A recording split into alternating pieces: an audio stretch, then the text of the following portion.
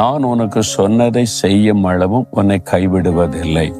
அவர் கைவிடுவாரா? அவர் மறப்பாரா? வாக்கு கொடுத்தா கட்டாயம் நிறைவேற்றுவார். ஒருவேளை நாமே தடையா இருப்போம்.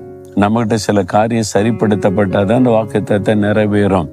அப்ப அதற்கு நம்ம ஒப்பு கொடுக்கணும். ஆண்டவருடைய வேலை ஒன்று இருக்கிறது வாக்குத்தத்தத்தை நிறைவேற. அது வரைக்கும் காத்திருக்கணும்.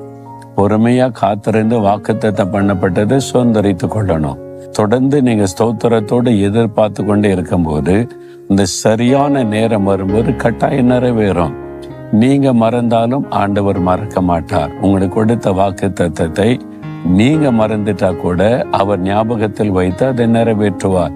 அப்படிப்பட்ட ஒரு தேவன். அவர் தான் சொல்றார், என் மகனே மகளே, எதுக்கு சோர்ந்து போகிற? நான் உனக்கு வாக்கு கொடுத்தல்ல, விசுவாசத்தோடு இரு, விசுவாசத்தை விட்டுறாத, ஜெபம் கொண்டே இரு, துதித்து கொண்டே இரு. என் வேளை வரும் பொழுது கட்டாயம் நிறைவேறும்.